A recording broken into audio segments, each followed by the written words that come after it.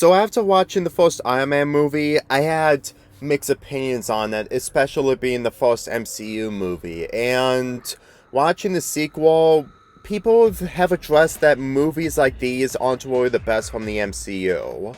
I need to make one thing perfectly clear. These style of MCU movies, when it comes to Iron Man, Thor, and Captain America, you need to expect what kind of villain the hero is going to face off, and mostly the theme of what the movie is based on. While I don't consider this a good movie from the first phase of the Infinity Saga, I still think that this movie is slightly better compared to the predecessor for mainly adding the additions of Black Widow and War Machine. Granted, those characters will give improvements in later installments, but at the same time, it's honestly amazing to think that War Machine and Black Widow came from the second Iron Man movie. And this was something that I didn't even expect after watching The Avengers. But before I get to those characters, I need to address the ending of the last movie where Iron Man revealed his secret to everyone. In other words, Tony Stark. And let me just say right now, when movies don't usually do these types of plots by having the character reveal their identity in front of everyone, I gotta admit that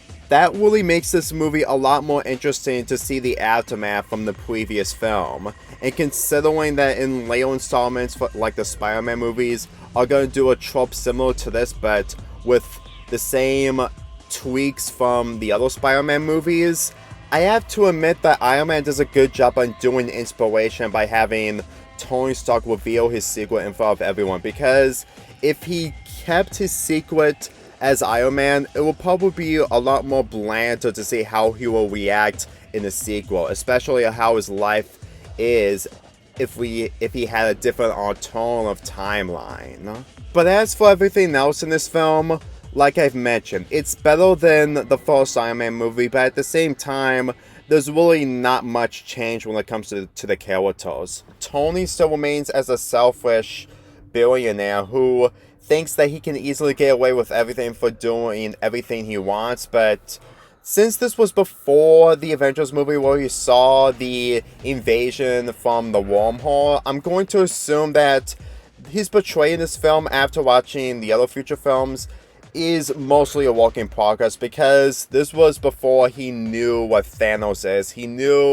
didn't know what was going on between the other characters' wars like Thor's, Captain America, and future entries. And I gotta admit that every time I see Tony Stark in this movie compared to the future entries, he's still tolerable by delivering one of the best lines in this movie. Granted, not superior towards his other lines in later films, but at the same time, he is still good when it comes to his acting. And with this being the first time where Nick Fury does something in this entire film, as in doing major appearances instead of the cameo he had at the end of the first Iron Man movie, I have to admit that he's probably the biggest highlight when it comes to his deliveries, and the fact that he wants to do everything he takes in order to have a group of superheroes come together. I gotta say, if he wasn't in the end of the first Iron Man movie, his presence in this movie will probably be a lot more awkward. And that seems something if you ever watched the first Iron Man movie and didn't even bother to watch the end credits scene. And just by watching these end credits in each of these movies just get much more better and better as they'll gain more connected by the more times you've watched them. But getting back to Iron Man 2, the plot in this movie, I think, at the very least, is mostly tolerable for what they do with the addition of Black Widow and War Machine. And considering that Tony Stark is still the same character in the predecessor, I'm going to assume that if they have him change his character in this movie, it won't easily work out for how he's going to be executed for the rest of the film. Every time I instantly think of Tony Stark in the later entries, he had character growth, and for me personally, even if this doesn't have anything to do with character growth and it's mostly due to how selfish Stark is, I can still admit that they're actually doing something in order to have a slow development with Tony, because without a slow development, even if this leads to scenes with Rhodey taking one of the suits from Stark's lab and completely uses it to face off Tony while also ending off the party, it still doesn't make me go against Tony the more I watch more scenes of him in this film, mainly for how slowly his development is. Every time I instantly see characters like Tony Stark in the audio films, after watching later entries, I can easily appreciate what they're trying to do in order to have Tony have some kind of purpose. If he instantly dealt with space creatures in this movie and not with Whiplash and the equipment that he has, it would probably be a lot more predictable and a lot more lazy to have Iron Man face off aliens way early in the Infinity Saga. Speaking of Whiplash, after watching this movie for the first time and looking into his development on his revenge on Stark, not to mention that he's from a different country compared to where Tony lives, I can say that he's somewhat underappreciated for his motivations. Seeking revenge on Stark's family while also having a backstory, I can easily tell that in the earlier films of the MCU, I had to easily look through most of the cliches and actually look at the positives when it comes to villains like these. Even though that he's mostly in alliance with another billionaire antagonist, but at the same time, it's really not that bad when it comes to how he's executed, by using the same inventions that the first villain from the first Iron Man movie did, but also using it for his own style, as in electricity and the fact that his name is Whiplash. Every time I think of Whiplash, I can easily think that he's going to be using electrocution. And every time I see him on screen, he is somewhat intimidating, but at the same time, other villains in later films will be way more intimidating than him. Regardless of him being unappreciated, he is still one of the first villains from the MCU, so, like I said, it's always a work in progress. If there's one thing that could give him credit for, is that he's a much more better villain compared to the antagonist from the first Iron Man movie, but as for the Incredible Hulk, that is somewhat on debate, because I still think that the Abomination is much more superior when it comes to his attributes by facing off the Hulk, while him being in a battle between Iron Man and War Machine, it may be impressive that he's facing off two people, but at the same time, I still think that the Abomination will easily take down Iron Man and War Machine, because he still has the same attributes as the Hulk. Granted, you can say that Tony may have the upper hand when it comes to his inventions, but like I said, it's always a work in progress, since that he's still trying to make his suits much more powerful by the last, since that he's been making models of them ever since after the events of the first Iron Man movie. Rodney as War Machine in this movie, I have to admit that his recast compared to the actor who played Rodney in the first Iron Man movie is mostly a good improvement. Since this was still the beginning, I have to admit that the recasting in this movie was a lot more noticeable ever since I watched the first Iron Man movie in preparation for that review. But after watching this movie, I have to admit that if we actually saw the old actress playing Rodney in this movie, not to be a bit rude, but at the same time, I don't think that his deliveries will be as good as the actor playing Rhodey in this movie. Granted, I did enjoy his line from the first movie where he said, "Next time, baby," after seeing the Iron Man suit, but at the same time, I'm pretty sure that the actor in this movie does a lot more better when it comes to his interactions and his somewhat grudge against Stark after he completely ignore most of the serious situations and the fact that he only cares about himself. But that actually makes me appreciate Rodney a lot more, especially when he becomes War Machine in this film. Scarlett Johansson as Black Widow 11 years before she gets her own solo movie. Let me just say right now, when I actually learned that Black Widow made her appearance in Iron Man 2 and not in the Avengers, I was honestly shocked. Like, really shocked to think that the MCU wasn't bluffing when they had a plan before Iron Man was in production. Even if Natalie doesn't do much in this movie other than working with Nick Fury, I have to admit that her presence in this movie made me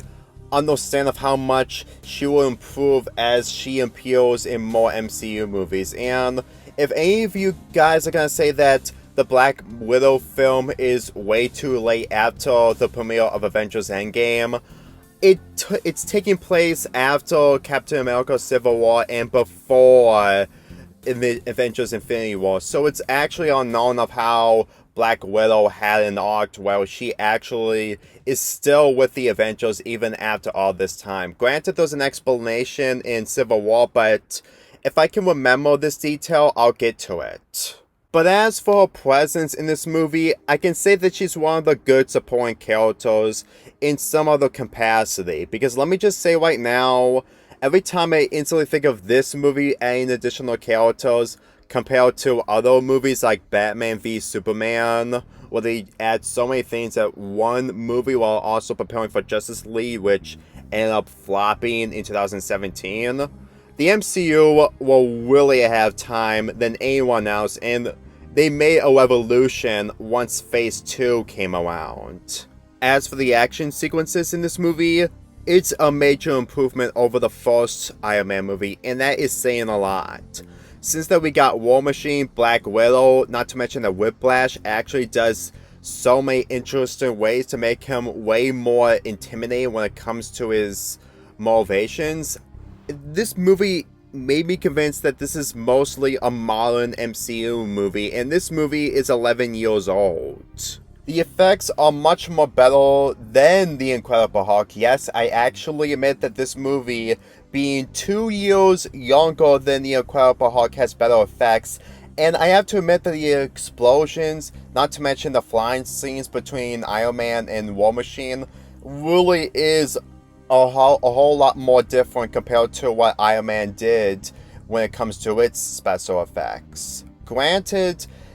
there are so many ways for Tony to go to different places and having different action scenes while flying, but for what this movie does when it comes to him being in action along with War Machine, it's actually a lot more impressive the more I watch the older MCU movies. But I will say that the confrontation at the end where they try to face off Whiplash is a little bit more similar to the first movie, and the first movie's climax were much more longer than this. If you take out most of the robots and just leave Whiplash alone, the fight itself is like less than a minute or two, and I actually think that it could have been a lot more if we actually get to see Whiplash do a lot more instead of just being handicapped by Iron Man and War Machine. But admittedly, the bit where War Machine does the XY missile against Whiplash's armor, and it didn't do much, and this leads to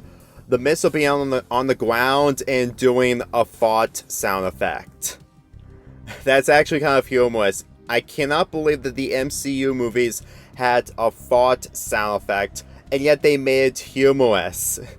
It's really golden if you ask me. Overall, even though that Iron Man 3 may be better after I watch it and comparing that movie to these two movies, I still think that Iron Man 2 is somewhat of a successor compared to the predecessor. For one thing, I actually enjoyed the plot a lot more, not to mention the addition of characters that leads to the Avengers movies, and the fact that I can easily tell that the development involving Tony Stark is a lot more believable the more you watch the bits and pieces of the first and second movie, when it centers around him not being aware of what's really going on in his surroundings. You know, I'm starting to convince that Nick Fury is a representation of the writers and directors of the MCU being ahead of time when it comes to their plans, and Tony is a representation of the people back in 2008 where they thought they were bluffing on making an MCU film series. Granted, they had to look at the end credits of The Incredible Hulk to get what they're trying to do, but at the same time, it was in 2008, and we didn't even look at the end credit scenes after watching the yellow end credit scenes in future installments. I give this movie a 7.75 out of 10, And we're getting into 2 more movies before we get into the main event of Phase 1. Let's get this started again. Me and my whole crew.